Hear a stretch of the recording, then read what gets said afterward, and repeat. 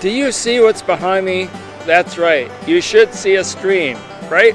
I'm at Moyer Park in West Bloomington, Minnesota, suburb of Minneapolis, and behind me is a stream. And you know why I'm here today? Because I want to talk about streaming. I'm not talking about this stream either. I'm here to rail about the state of TV and sports. Okay, so the Final Four in basketball is going to be on TBS, not CBS, TBS. And most of the major sporting events are going that way. Go ahead.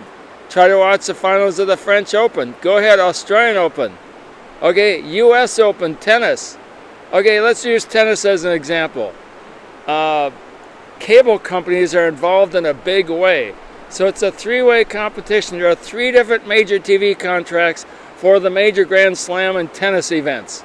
Okay, it's NBC, which traditionally has shown all the good stuff.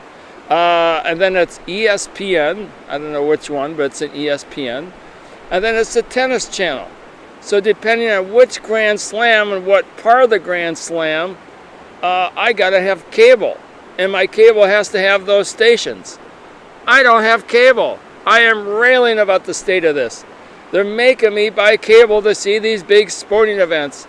It isn't enough that I buy the products that the advertisers pay the millions for on TV. It isn't enough that I go pay $100 a ticket to see a sporting event. It isn't enough that I spend $10 for a hot dog and $8 for a pop. I'm not a beer drinker, but if I was, some of those suckers are up to 15, 19, 20 bucks. We haven't even talked about parking or trying to get a better seat than just a regular seat.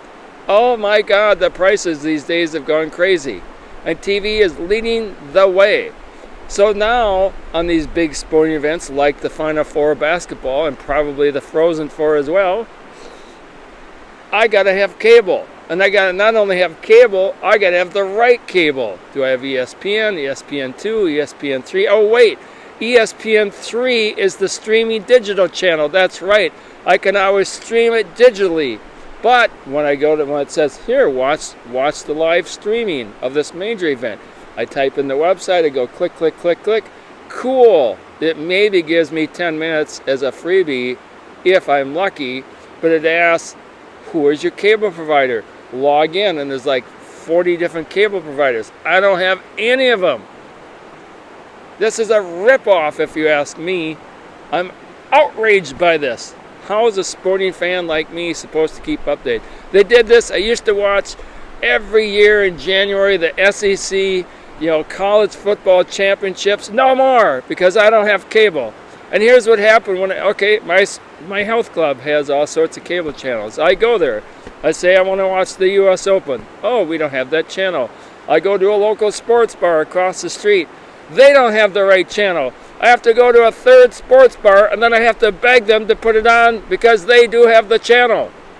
This is a rip-off and an outrage, but it is the way the world is going. And now, I'll give credit.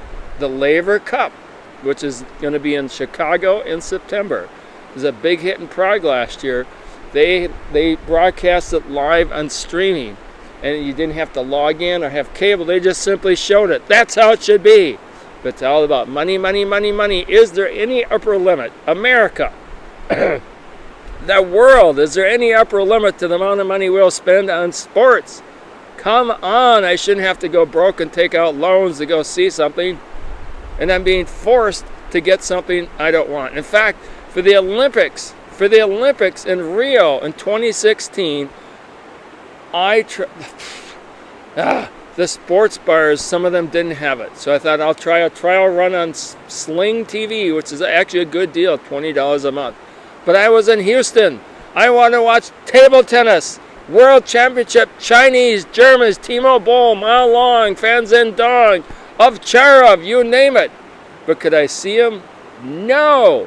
Because Sling TV, after many hours of my trying and calling their customer service, said, oh, we offer that channel for table tennis for the Olympics in major cities, but not Houston. So I'm screwed. I finally found one sports bar that took like 2 hours to figure out which channel it was, and I missed most of it. This is crazy. Anyways, I'm railing about this. I don't like it. Now, See this card? Kick off game day with a good word and a hot broth from Bethlehem Baptist Church. They handed those out during the Super Bowl. Guess what? It's hard to sit down in your couch potato chair in your man cave and have a bratwurst if it isn't on TV unless you got cable. If you don't have cable, this ain't coming true. So for all you people that are like me, that are outraged, I tell you, outraged, this is wrong.